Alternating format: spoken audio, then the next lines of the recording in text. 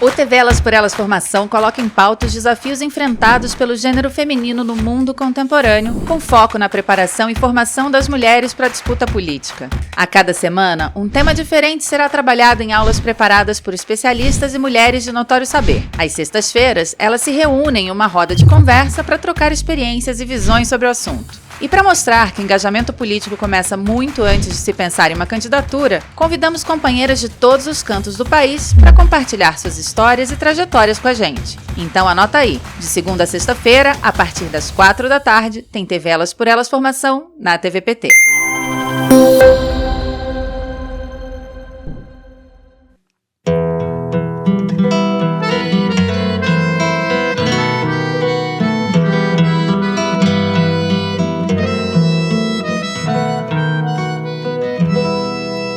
Lugar que é bom pra mim é onde eu quiser estar. A estrela ainda brilha, ela é quem vai me guiar. Ser guerreira é minha sina, batalhando pra vencer. Tenho voz pra ser ouvida, tenho sonhos pra viver. Não vão mais conseguir me anular, me calar. Ninguém vai me impedir de cantar e lutar. Seja em casa, no campo, na rua ou na praça. Chega de mordaça, agora eu vou falar. Porque eu sou mulher pra fazer acontecer. Eu sou uma delas, são elas por elas, ocupando os espaços de poder. Meu nome é Selma Rocha, eu sou professora universitária, sou formada na área de História, sou professora hoje na área de Educação, de Políticas Educacionais, fui coordenadora da Comissão Nacional de Educação do PT, hoje eu sou da coordenação do Setorial Nacional de Educação, trabalhei em algumas gestões, trabalhei com Paulo Freire, fui secretária de Educação de Santo André, e fui da direção da Fundação Perseu Abramo e da Escola Nacional de Formação do PT. Bem, meus cabelos estão na metade aqui do pescoço, eu sou morena, estou vestindo um vestido azul, uso um brinquinho, e é isso, tenho olhos escuros. Bem, nós vamos trabalhar em 4 aulas o tema, a questão de gênero e a educação. Nesta primeira aula, eu quero conversar com vocês sobre qual é a diferença entre a abordagem que se fazia até a década de 70, 80 sobre a ideia de sexo feminino e a de gênero feminino. O que mudou? Qual foi o debate que aconteceu? Aqui na TV Elas por Elas, há vários programas que tratam dessa questão. Então, eu apenas vou fazer aqui algumas indicações para que nós possamos entender o que aconteceu com o debate educacional no Brasil desde 2014, quando foi aprovado o Plano Nacional de Educação, e como todos os movimentos de extrema-direita no país se organizaram para combater o que eles chamam de ideologia de gênero. Bem, a primeira coisa que é importante a gente retomar é que durante muitos anos, muito tempo na história, o feminino foi tratado como uma questão biológica, ou seja, as mulheres seriam diferentes dos homens em função do sexo de cada um. Então, as mulheres se identificariam todas a partir de uma ideia universal de mulher, como se todas as mulheres pudessem ser categorizadas pela sua condição sexual. Melhor dizendo, todas as mulheres seriam igualadas pela condição biológica delas. E o debate internacional, desde os anos 70, desenvolveu diferentes correntes do feminismo sobre a igualdade entre homens e mulheres, sobre a emancipação das mulheres, considerando múltiplos aspectos na sociedade capitalista, que envolvem tanto a sociedade de classe, quanto aspectos culturais muito fortes. E nós tivemos, entre as décadas de 80 e 90, um debate que mostra que as mulheres são diferentes, não só em relação aos homens, elas são diferentes entre si também. Por quê? Primeiro, porque a ideia de mulher nas diferentes etapas e épocas da história humana não foi igual. As mulheres na história humana foram vistas de diferentes formas, ocuparam diferentes papéis na estrutura econômica e social. E também, mais recentemente, né, vamos falar aqui do século XX e XXI, as mulheres foram se apercebendo das diferenças de classe, de raça, de etnia, de geração e de orientação sexual. Então, quando nós falamos que a luta é pela igualdade de gênero, e não só pela igualdade entre homens e mulheres, considerando a condição biológica das mulheres, nós estamos falando de uma ideia, de um conceito, que é gênero, que envolve todas essas dimensões. Ou seja, uma mulher nasceu mulher, mas ela pode ser de classes sociais diferentes, de etnias diferentes, de raças diferentes, de gerações diferentes, e ter orientações sexuais diferentes. Então, ao mesmo tempo, há uma maneira das mulheres se perceberem na sociedade. E isso é muito importante também para entender tudo o que nós vamos conversar nas próximas aulas. Então, o conceito de gênero, quando surge, a partir de muitos estudos, de diferentes estudos em nível internacional e no Brasil, ele vai retomar esta ideia de que há diferenças sociais, diferenças culturais, diferenças raciais, diferenças de orientação sexual, e amplia o conceito de sexualidade, para que todas as mulheres se reconheçam na sua luta e na sua identidade. No Brasil, esse debate na área da educação teve início nos anos 90.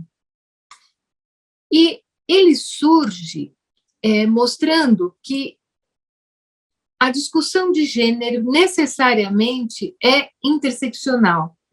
Ela envolve muitas dimensões para que o feminismo e para que a igualdade se estabeleça. Então, a primeira coisa é perceber que muitos desses movimentos em defesa da igualdade de gênero foram se tornando também, ou muitos deles nasceram já, com uma característica anticapitalista. Por quê? Porque a desigualdade de gênero é estrutural no capitalismo. O capitalismo precisa da desigualdade entre homens e mulheres e precisa da desigualdade de gênero para se manter. No nosso país, em particular, precisou também e fundamentalmente da escravidão. Então, vejam como é importante entender isso. A escravidão no nosso país foi um instrumento não só de realização do trabalho para os donos de terra terem mais lucros. A escravidão foi um instrumento comercial fundamental para o acúmulo de capital comercial na Espanha e em Portugal. Esse comércio, só um detalhe aqui para poder esclarecer o que eu quero falar sobre a questão racial, enriqueceu não só a elite colonial que vivia no Brasil, mas, sobretudo, deu condições para a nobreza e para a burguesia comercial na Espanha e em Portugal acumular capital, que depois se desloca na Europa por causa das transações com a Inglaterra, enfim. Mas é importante mostrar que os negros no Brasil e as negras eram propriedade dos seus senhores e, portanto, eram mercadoria. Se nós não entendermos esta condição, nós não conseguimos entender por que tanta violência, tanto abuso em relação às mulheres negras na condição da escravidão. Não eram mulheres livres, não tinham direitos, assim como os negros também não tinham, mas a circunstância das mulheres ainda era pior por conta do abuso sexual, da violência sexual. Nós temos vários estudos no Brasil de resistência das mulheres e dos seus pais, muitas vezes feriam o rosto das filhas, quando as filhas eram muito bonitas, para que elas não fossem objeto da violência sexual. Por que eu estou fazendo referência ao problema das mulheres negras e da escravidão? Porque não é possível entender a luta pela igualdade de gênero no nosso país se nós não entendermos o peso que a escravidão teve e o peso que teve a exploração das mulheres negras. O racismo que daí que se estrutura no processo da escravidão tinha base material, que era a condição de propriedade dos escravos e das escravas. Então, esse não é um detalhe na luta das mulheres no nosso país. É inseparável da luta por igualdade de gênero a luta contra a discriminação racial em relação às mulheres negras. E também em relação às mulheres indígenas. E é preciso que nós entendamos que existem, né, gradações, diferenças, por exemplo, em relação às mulheres idosas, em relação às mulheres com deficiência, em relação às jovens, em função de tudo que nós temos assistido, e às crianças, em relação à violência sexual. Então, esta compreensão mais global do problema faz com que nós entendamos que não se trata apenas de uma luta em defesa da igualdade das mulheres, sem considerar que todas essas expressões, essas diferenças existem na sociedade capitalista e precisam ser reconhecidas, entendidas, para que se possa pensar nas ações em defesa da igualdade, ou dar continuidade à reflexão que tantos movimentos feministas, os movimentos de mulheres, assim como os governos de Lula e Dilma desenvolveram políticas que possam dar conta da perspectiva da igualdade. Bem, é muito importante que nós pensemos no lugar da educação nesse debate. Eu, na segunda aula, em seguida, vou falar de como isso aparece na nossa legislação. Mas é muito importante que a escola, que reúne as crianças, reúne as jovens, reúne as mulheres adultas, possa conversar e expressar políticas, condutas éticas que superem todas as formas de preconceito, discriminação, opressão e violência. É muito importante reafirmar o papel da escola nessa direção. Nós temos assistido hoje no Brasil casos brutais de violência contra as mulheres. A violência se tornou uma linguagem autorizada pelas práticas do governo central. Então, é muito importante que nós reconheçamos isso na escola, para poder desenvolver políticas, seja no âmbito da escola, seja no âmbito dos sistemas educacionais, das orientações em relação à legislação e aos planos de educação, eu vou falar bastante disso nas próximas aulas, para que nós possamos, de fato, superar uma educação racista e sexista no Brasil. A nossa aula 2 é sobre a legislação e a questão de gênero no Brasil. Nós vivemos, desde 2014, pelo menos, uma verdadeira batalha em torno das questões de gênero no terreno da educação. Eu não vou explicar isso nessa aula, nós vamos retomar isso na terceira e na quarta aula, mas eu quero dizer a vocês que surge, por volta de meados da década de 90, o início da década de 90, o termo ideologia de gênero, que foi cunhado pelo então cardeal, que depois virou papa, Joseph Ratzinger.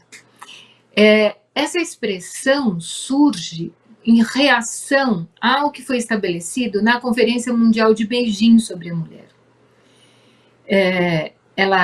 Essa conferência acontece em 1995 e ela orientou a substituição do termo mulher por gênero nos documentos da Organização das Nações Unidas e apontou que a desigualdade entre homens e mulheres só poderia ser enfrentado numa perspectiva integral de gênero, né? Isso foi resultado de pelo menos uma década anterior de debate sobre a questão da mulher, de gênero, enfim. No nosso país, essa questão toma uma forma maior em função da decisão do STF do casamento homoafetivo, da autorização para o casamento homoafetivo em 2011. Isso causou uma reação muito grande e nós tivemos uma verdadeira cruzada no Brasil contra o que foi chamado de ideologia de gênero. Essa ideia da teoria de ideologia de gênero não tem nada a ver com isso que eu apontei aqui para vocês na primeira aula e nem tem nada a ver com aquilo que a ONU defendeu. Nós vamos poder analisar melhor a questão da ideologia de gênero na terceira aula. Mas eu quero apontar aqui para vocês que a ideologia de gênero aparece como um mecanismo de defesa da família e defesa de uma sociedade heterossexual. A crítica a todas as uniões homoafetivas e a existência da comunidade LGBTQI+.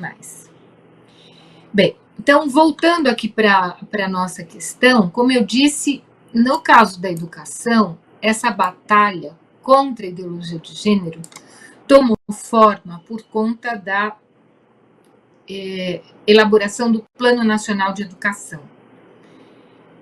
Eu vou falar para vocês, antes de falar do Plano Nacional de Educação aprovado em 2014, do que está escrito na Lei de Diretrizes e Bases do Brasil e o que se define em relação à questão dos direitos humanos e da violência, e como é que essa batalha travada a partir de 2014 tornou proibitivo nos textos que tratam da educação a abordagem da questão de gênero por conta da pressão realizada no Congresso Nacional pelos grupos de extrema-direita e por alguns grupos religiosos também. Bem, na LDB, a Lei de Diretrizes e Bases da Educação,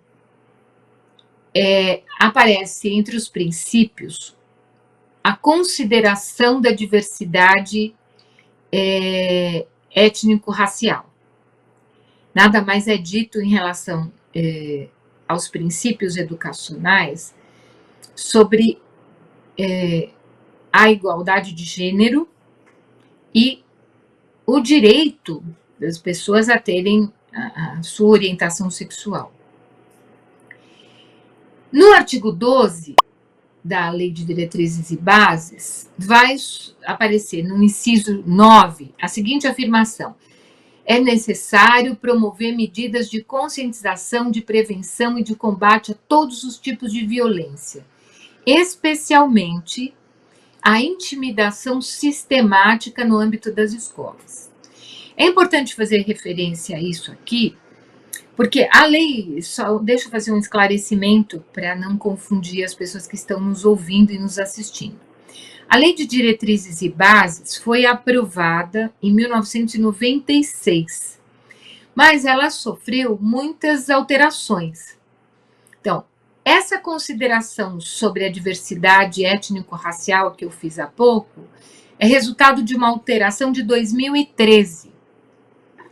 E depois, essas alterações que falam da violência, elas vão mostrar que não é aceitável nenhuma forma de preconceito, nem contra uma pessoa gay ou lésbica, contra uma pessoa negra, contra uma pessoa deficiente e contra uma mulher. Ou seja, a escola não é lugar para nenhum tipo de preconceito e, portanto, não é lugar para nenhuma forma de violência, nem física, nem psicológica, nem simbólica.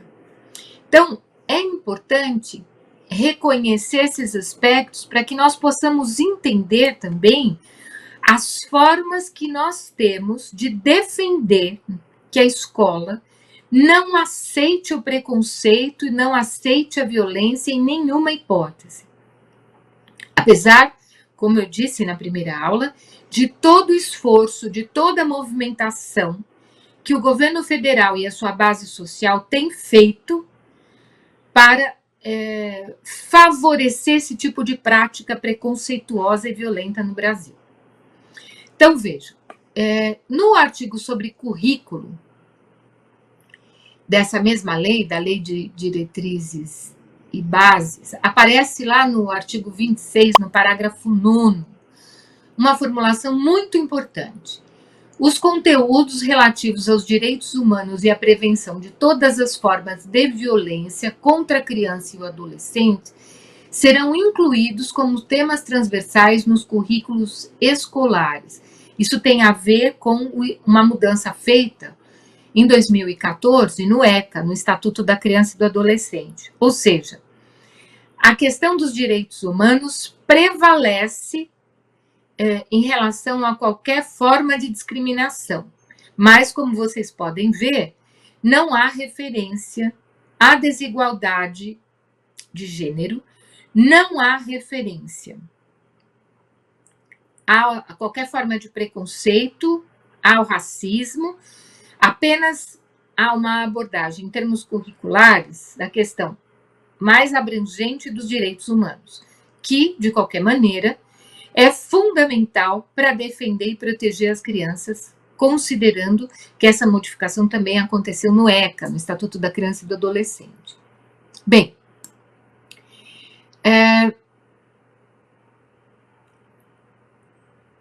ainda vale a pena registrar que quando se fala no currículo do ensino fundamental, na Lei de Diretrizes e Bases, fica estabelecido que o ECA e, portanto, a defesa dos direitos humanos e o combate à violência, qualquer forma de violência, deve estar presente no ensino fundamental. Ou seja, o ECA precisa ser conhecido pelas crianças e pelos adolescentes.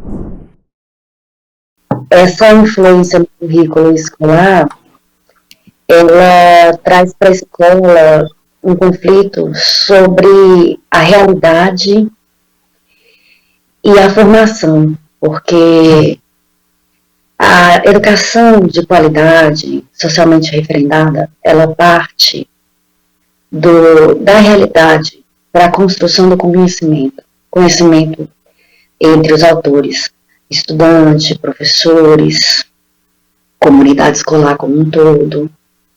E esse conhecimento ele é dinâmico.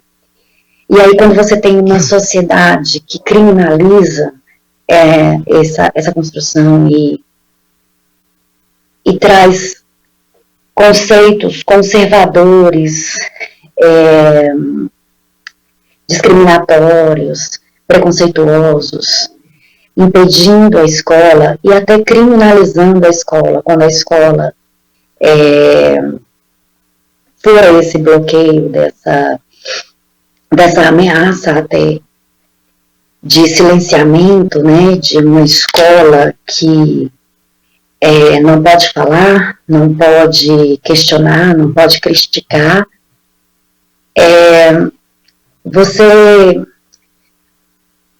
traz um engessamento, um viés muito diferente do que é a própria lógica do currículo, porque o currículo ele transita no tempo, na construção da história. À medida que a história vai se construindo, o currículo escolar ele vai seguindo essa trajetória do conhecimento ali que parte da comunidade, da relação dos estudantes com os professores e vice-versa. Então, é muito ruim para mim, enquanto professora, sindicalista, representante das professoras e dos professores, ver o quanto que o quanto que a docência ela fica exposta e sob o efeito dessas forças conservadoras e às vezes muito refém a elas. Então, ser professor e ser professora nunca foi tanto um ato de resistência como está sendo agora. E essa escola que não pode falar, essa escola que não pode criticar, essa escola que não pode discutir a realidade, ela tem um objetivo de ser. E o professor resiste a essa reprodução de uma sociedade desigual e ao mesmo tempo preconceituosa. Nesse aspecto, o professor ele resiste, ele se expõe para que essa educação aconteça. E nós temos um presidente da República que chama professores de vagabundos, de doutrinadores. Quando um pai ou uma mãe discorda do que está sendo dito em sala de aula, imediatamente essa opinião do presidente da República reverbera e ele passa a ser o dono da verdade. Ele passa a ser a pessoa que é correta, porque se eu discordo do professor e o professor o presidente da República considera que ele é um doutrinador, então o presidente da República está certo. Esse presidente ele ganhou uma eleição em cima da criminalização que ele fez da escola e do professor e da professora. E isso, nós estamos aí todos esses anos de governo dele, mudando a realidade dentro das escolas aqui no Distrito Federal. Recentemente, uma pessoa que não está vinculada à comunidade escolar pegou um material de um professor e começou a fazer aqueles reacts dos vídeos que você vai questionando, você vai passando as páginas e vai questionando sobre o trabalho do professor, dizendo que vai fazer denúncias, que a secretaria tinha que responder. E o tema era tributação de grandes fortunas. E é impressionante porque o novo ensino médio, que é uma proposta muito questionável, sobre essa educação de qualidade que a gente existe em fazer, ele traz lá a figura da educação financeira. Que tipo de educação financeira eu tenho que ensinar para os meus alunos? A que não questiona como que o salário chega no bolso do trabalhador, que a exploração é natural, que a acumulação de riquezas não interfere no fato do trabalhador ter que fazer educação financeira porque está endividado. Então, percebe que a escola não é silenciá-la, é dizer o que ela tem que falar, como que ela tem que falar e o que ela tem que omitir. Então, essa influência social desses valores que trazem para a escola retira dela, né, a sua capacidade emancipadora e crítica, e de formação crítica. E aí, para finalizar, se você vive numa sociedade conservadora, machista e patriarcal, a situação da mulher e da estudante numa escola que não pode ir além e perceber a realidade, confrontar a realidade e mudar essa realidade, você vê aí os papéis sociais estabelecidos para a mulher tendo que ser reproduzidos dentro da escola.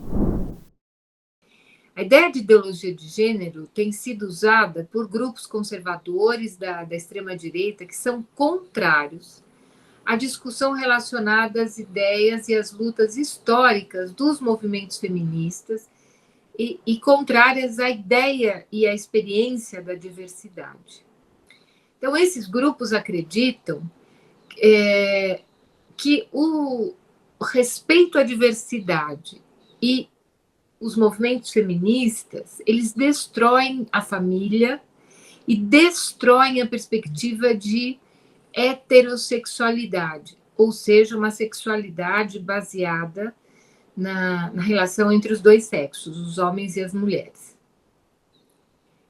Mas, para a gente entender o que é ideologia de gênero, nós precisamos entender uma outra expressão, que é a chamada marxismo cultural, porque a ideologia de gênero se insere nessa concepção do que seja o marxismo cultural.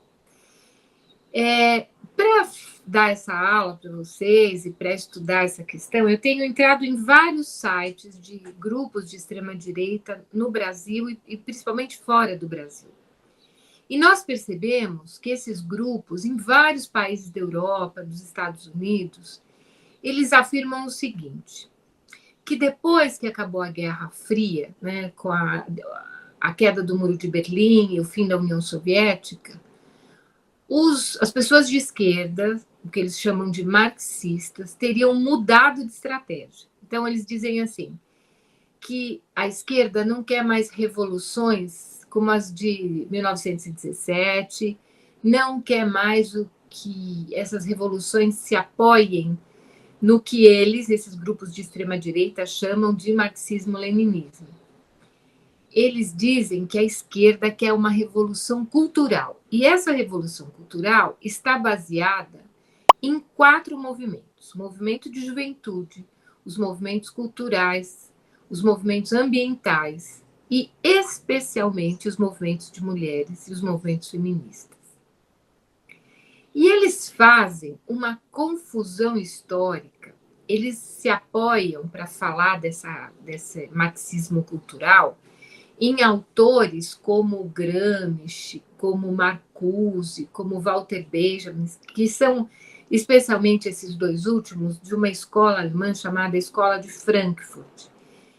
Esses autores viveram entre o final do século XIX e o começo, a segunda metade do século XX. Então, vejam, aí o que eles fazem? Pegam as ideias desses autores como se eles estivessem escrevendo depois da queda do muro, e não tem nada a ver. Eles escreveram muito antes disso. E eles não escreveram por causa da queda do muro ou por causa da desintegração da União Soviética. Mas é importante falar dessa confusão histórica, porque quando você lê isso no site, se você não está atento, você incorpora isso, as pessoas vão incorporando essas ideias. E, na verdade, essas ideias são uma confusão propositada, porque esses autores estavam falando, sim, da questão cultural, da questão da hegemonia, noutro contexto. Bom, o que é o núcleo de operação desses sites de extrema-direita em relação à questão do marxismo cultural e da ideologia de gênero? Eles operam com o medo. Então, eles querem, de qualquer maneira, manter a ordem capitalista e uma sociedade, como vocês vão ver agora, pelo que eu vou mostrar aqui para vocês, patriarcal, fundada na desigualdade entre homens e mulheres e na desigualdade de gênero. Então, vejam, como a gente sabe disso? Como a gente percebe isso? A primeira coisa é que eles defendem claramente que o papel da mulher é o casamento e a proteção da família, e que isso é mais importante do que a carreira e do que a igualdade com os homens. Quero ler rapidinho aqui para vocês alguns trechinhos que mostram isso que eu estou falando, de um site português. É um artigo de uma mulher num site português que diz o seguinte: mulheres devem ser submissas aos homens. Tens que te submeter a ele. Se tiveres que escolher entre o que tu gostas e o que ele gosta, escolhe em favor dele. Quando teu marido te disser algo, ouve com atenção como se fosse Deus a falar contigo. O marido não resiste à esposa que o respeita, que reconhece a sua autoridade e que se dedica de forma leal a ouvi-lo, permanecendo do seu lado. Num outro momento desse artigo, a autora diz, que não é feminista: se não és uma cozinheira experiente ou a dona de casa perfeita, qual é o problema se ele assim o disser? Diz que ele tem razão e que é verdade e que vais aprender. Quando ele observar a tua doçura e a tua humildade, bem como o teu esforço para te tornares mais na pessoa que ele quer, ele também mudará. As mulheres esquecem que não podem ter tudo, trabalhar como um homem e ficar em casa como uma mulher. O poder não foi feito para as mulheres. Este trecho que eu acabei de ler é uma das mais claras defesas do patriarcado e um instrumento de legitimação da violência contra as mulheres. Por quê? Porque se a mulher tem que se submeter, a violência está imediatamente legitimada. Além de não ser verdadeiro, porque o fato de uma mulher se submeter não quer dizer que as exigências terão fim, que a submissão terá fim e que a existência da mulher vai ser mais feliz na vida familiar. Mas quer dizer o seguinte, é que a mulher tem que se submeter e construir cada vez mais mecanismos para se submeter. Ou seja, toda violência psicológica, física, emocional está justificada diante desse tipo de discurso. Bom, os textos continuam a falar desses chamados sites de direita, de extrema-direita, que defendem, combatem o feminismo e combatem a igualdade entre as mulheres e homens e, sobretudo, a igualdade de gênero. Eles dizem o seguinte: o sistema de ensino é o ponto-chave da estratégia marxista reinventada que dá pelo nome de marxismo cultural. Então, eles dizem que a escola é o principal lugar para a discussão dos movimentos de juventude, dos movimentos feministas, dos movimentos ambientalistas e dos movimentos culturais. Então, ele diz o seguinte: as crianças são cada vez mais educadas em creches e infantários. Como é um texto de Portugal, infantários são as escolas de educação infantil, os quais tendem a ensinar valores marxistas elementares enquanto partilha. Então, prestem bem atenção no que eu vou dizer. Imaginação, criatividade são enfatizados em instituições que deveriam cuidar da leitura, da escrita e do cálculo. Se vocês observarem o que o nosso presidente fala, é exatamente isso, que este é o momento da escola assegurar leitura, escrita e cálculo, e alguma coisinha de ciências, porque as pessoas têm que entrar logo no mercado de trabalho, então elas não têm que ficar muito tempo na escola. Bem, eles dizem que esses sites de extrema-direita, que o sistema educacional tenta manter as crianças na escola o mais tempo possível. Uma espécie de prolongamento da adolescência para que eles tenham personalidades fracas, influenciáveis e facilmente manipuláveis por discursos de esperança de um mundo melhor e de mudança. E tendem a achar que o Estado tem que ter um papel de pai adotivo. O que isso quer dizer concretamente? Quer dizer que é preciso formar as crianças sem esse discurso de esperança, sem esse discurso de transformação social, e um discurso que não valorize o papel do Estado, ou seja, que valorize o papel do mercado.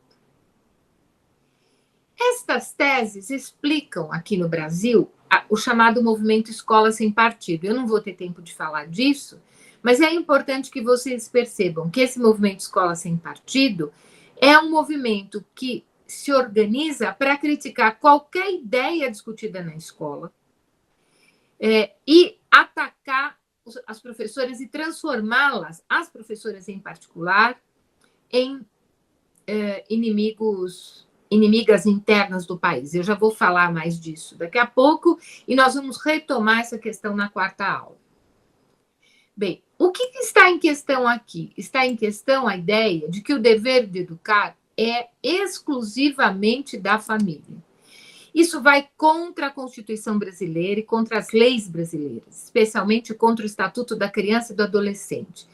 Porque tanto a Constituição do Brasil quanto o ECA dizem que a educação é um direito da criança, o que a gente chama de direito inalienável. O que quer dizer isso? Quer dizer que o direito não é do pai, não é da mãe, não é do Estado e não é de ninguém da sociedade. O direito é da criança e ele não pode ser retirado pela vontade de ninguém. Que direito é esse? O direito ao conhecimento científico, ao conhecimento filosófico, ao conhecimento artístico, à educação física, o direito de pensar livremente e de ter acesso a valores. Então, é muito importante que nós entendamos que a escola é um lugar onde o respeito à vida, o respeito às diferenças, a defesa da igualdade racial, de gênero, o direito à orientação sexual tem que ser respeitados. Isso não tem nada a ver com a ideia errada, imprecisa, de que a escola, ao tratar dessas questões, vai induzir os jovens. Orientação sexual não se induz. Orientação sexual é uma questão de cada um, daquilo que as pessoas sentem. A escola não induz isso. A escola trabalha com a ideia do direito humano à orientação sexual e, portanto, a igualdade de gênero e o respeito a tudo isso. E todos aqueles que defendem a vida e que defendem o respeito devem considerar que a escola é um lugar onde estas questões têm que ser tratadas para que haja respeito e não violência e nenhum discurso de ódio que coloca as pessoas umas contra as outras, quando, na verdade, a escola é um lugar de construção e de valorização da vida e das várias identidades de cada um. Mas antes de falar da questão da educação propriamente dita, eu quero retomar com vocês, dando continuidade à nossa terceira aula, a origem da ideia, né, do chamado marxismo cultural. E eu quero retomar isso porque isso tem um lastro na história brasileira e tem um lastro também na história da Guerra Fria, em nível internacional. Eu quero falar, portanto, um pouquinho com vocês da chamada doutrina de segurança nacional, e eu acredito que essa doutrina do marxismo cultural seja uma recriação, uma reelaboração da doutrina de segurança nacional. E eu quero falar disso um pouquinho com vocês para retomar a questão da importância da educação.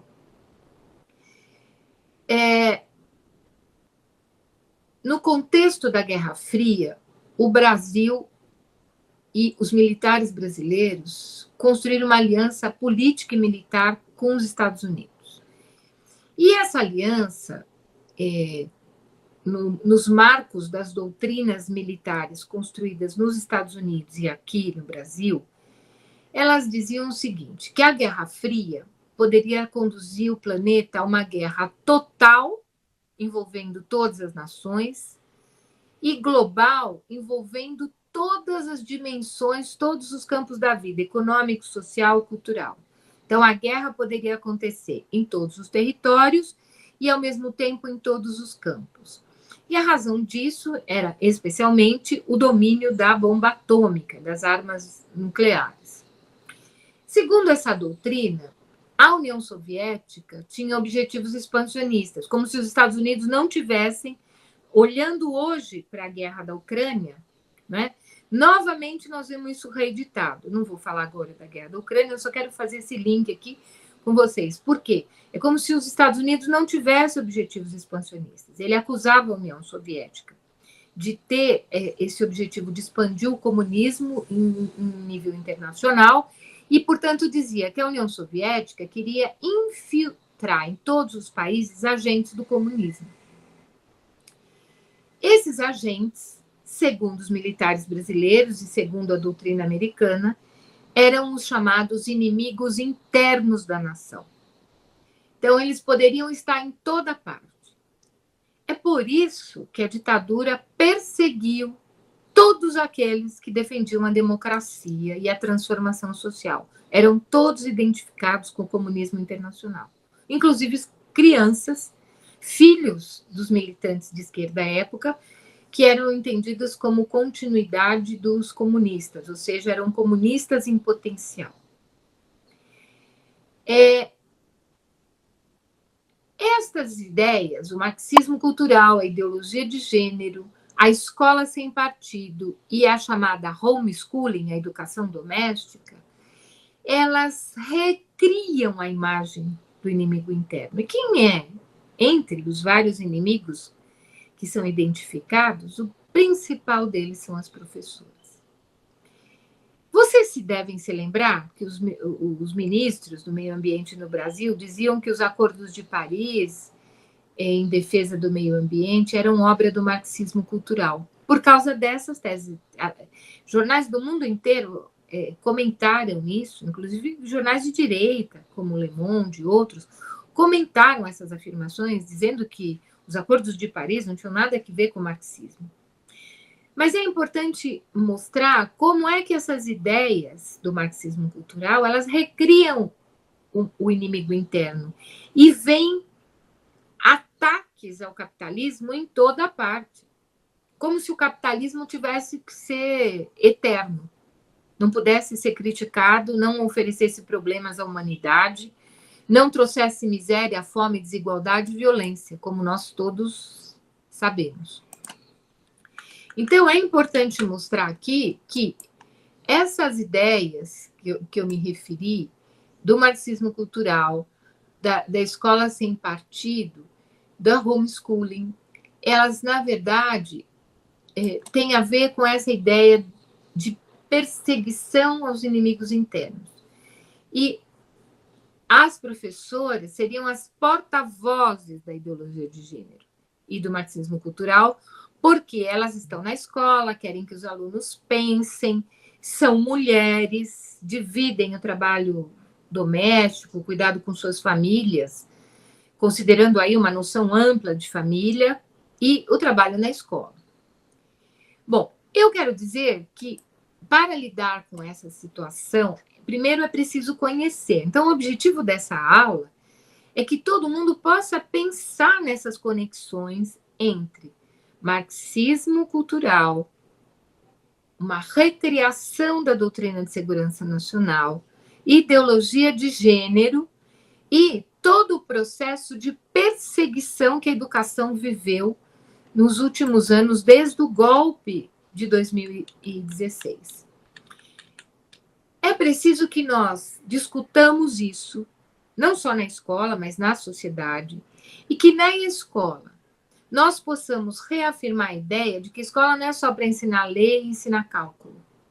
A escola é um lugar de acesso e elaboração, é um lugar de pensar sobre a língua, sobre o cálculo e a matemática como campo de conhecimento, sobre a biologia, sobre a física, sobre a química, a história, a geografia, a filosofia, a sociologia, as artes, a educação física. A escola é um lugar de exercício, de acesso ao conhecimento, mas de reflexão sobre ele também. Então, é importante que a gente discuta isso considerando um outro campo, que é o campo dos valores. Não é possível discutir a ciência se a ciência não estiver a favor da vida, se ela não estiver a serviço da igualdade humana e da felicidade humana. Então, é importante que a gente discuta isso, porque senão fica parecendo que as coisas são em si. Os nazistas usaram da ciência para eliminar os judeus e para eliminar todos os seus opositores. Os fascistas também. Então, a ciência não é neutra. A escola é um lugar em que se tem acesso à ciência, ao conhecimento, mas também a valores. E é importante a gente dizer que esses valores devem estar a serviço de combater todas as formas de discriminação e violência. É preciso que a escola seja um lugar, de fato, em que a linguagem usada não reproduza comportamentos e padrões sexistas e homofóbicos.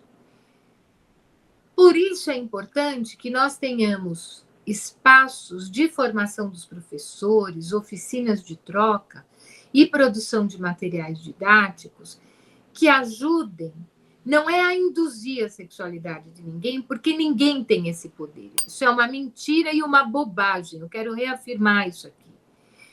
O que a escola tem que fazer é ensinar o respeito a todas as pessoas, como direito humano fundamental. Todas as pessoas têm o direito de ser respeitadas. Essa ideia de não se conversar sobre um assunto dentro da escola, né? De ter assuntos que não vão ser falados dentro de sala de aula, dentro da escola, que aqui no Brasil é simbolizado, né?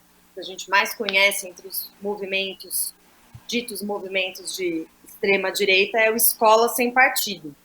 E eu digo aqui no Brasil que, como a Selma já trouxe, né, isso está respaldado por uma direita internacional que faz grande pressão para que esses debates, certos debates, não sejam feitos nas escolas, ou mesmo não tem escola, como é o caso do ensino domiciliar, né? E coloca a questão da sexualidade e do gênero como assuntos que não devem ser debatidos. Daí a cruzada contra a ideologia de gênero que a Selma trouxe.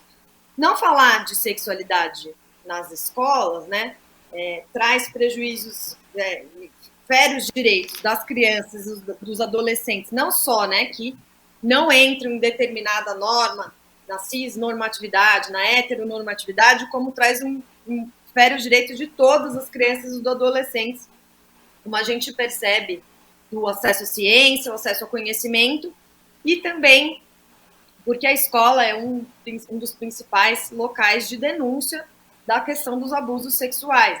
Falar, então, de gênero e sexualidade é uma forma também das crianças e dos adolescentes poderem se proteger, entenderem o que está acontecendo, né, se proteger e falarem com um outro adulto que não seja, né, que seja da confiança deles. E a gente sabe que, infelizmente, a maioria desses abusos acontecem no ambiente doméstico, né? Então, realmente, é comprovado que a escola tem um papel muito importante nessa denúncia, nesse acesso à denúncia que a criança e o adolescente, né, tem por meio da escola, né? Isso tudo para dizer, né, queria que vocês trouxessem um pouco, que acho que o que é esse movimento escola sem partido, e quais os nossos principais desafios, considerando que a Ivânia trouxe também, a Selma, né, agora, né, a Selma trouxe nas aulas, a questão de enfrentar o medo, essa política do medo, os nossos principais desafios nesse momento que a gente está, né, para continuar lutando, construindo o projeto, né, que coloca a educação enquanto um direito e enquanto emancipadora, né? Então, se a gente pudesse, não sei se a Ivânia quer começar de novo, voltar, né? Já que a gente estava dialogando com ela dessa vez.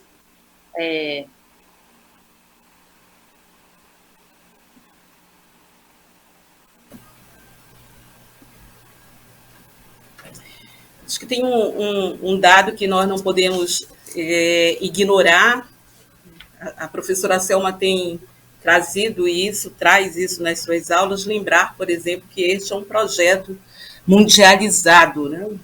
Um projeto que trabalha muito bem esses aspectos no âmbito do mundo, e que tem no Brasil agora um laboratório muito importante que oferece respostas aí interessantes.